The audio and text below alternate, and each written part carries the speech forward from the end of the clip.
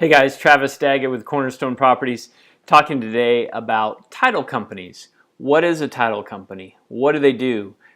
Do you need to have a title company or use a title company? How do you choose a good title company? So first of all, title companies, the main thing that they do is they just make sure that the seller has a right to sell the property, um, and then they're most of what the work they're doing is on behalf of the buyer. So they're making sure that John Smith actually does own the property, that they have the legal right to sell the property, that they're the ones on the title. They're going to figure out any and all liens against the property. The primary one being the mortgage. So they're going to need to know what is the amount of the mortgage and how much is that going to, what is the payoff amount? Because when the property is sold, most of the time that mortgage is going to need to be satisfied or paid off. So if the amount of the sale is more than the amount of the mortgage, usually the case, that's going to be paid off from the sale. If it's less, the seller, the owner, will need to bring cash to closing to satisfy that deficiency. Of course, a short sale is doing that in a different method, and we talked about short sales on another day. So other liens that could be against a property, in order, I guess, from more common to least, would be tax liens, so property taxes that are unpaid. There can also be income tax liens from state or federal. There can be mechanics liens. This would be, let's say a contractor did some work on a house and the homeowner did not pay them. They issue a lien against the property so that it's a way of trying to force the homeowner to pay them, certainly when the property is sold. There could be a credit card company. American Express is one that's done this, we've seen, where they place a lien against the property, they secure it against the property. Of course, there can be junior loans as well, a second or a third position mortgage. All kinds of liens. So all those are things that the buyer wants to know about, right?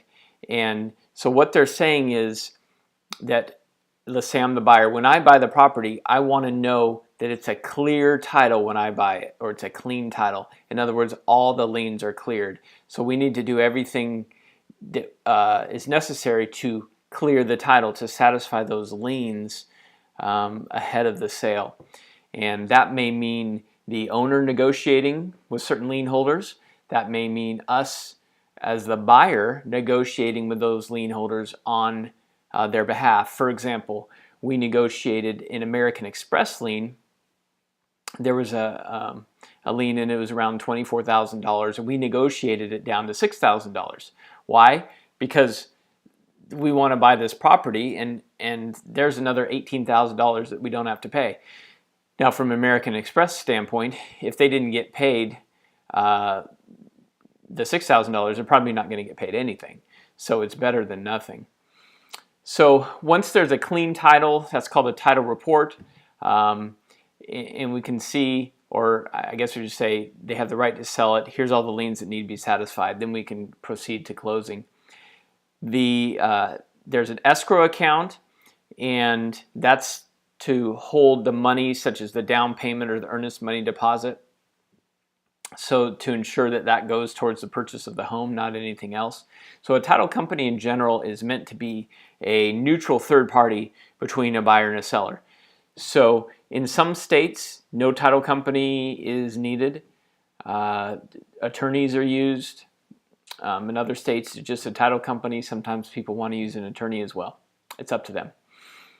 And the escrow amount is, or the escrow account is used for those funds to ensure they go to certain things, usually earnest money. It could also be repairs, if that's part of the agreement, that are needed. For example, sometimes we will purchase a property and we will leave the existing loan in place, or we will assume the mortgage, and to give the homeowner security, the seller security, we will put in escrow the amount of money needed to do repairs, so they can be sure that we're actually have some skin in the game. We're putting money in the repairs, and they can even approve the release of that money to the contractors, that type of thing. As far as how you choose a title company, like most anything, it's who you know and are comfortable with. But a good title company is going to work really well with both the seller and the buyer. So these are two separate closings. The buyer is going to come in on their side as a separate meeting with the title company. The seller is going to come in too. They're not together, and two sets of documents. Then they're going to take that to or send that to the county for recording. Once that's recorded, then the property is in the name of the new owner.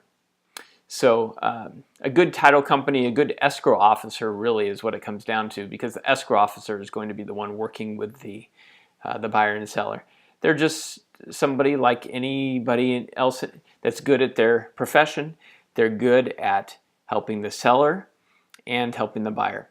And you know a good one when you find one, and usually when you find one that's not so good, you'll know that too. But the good news is there's lots of escrow officers, lots of title companies to choose from. Most of the time we have a certain title company and escrow officer that we use, but if a homeowner seller wants to use their own or someone that they're more comfortable with, we're fine with that too. If you have any questions about title companies, escrow, that type of thing, or you have a house that you are interested in selling, let us know. Travis Daggett with Cornerstone Properties, signing out.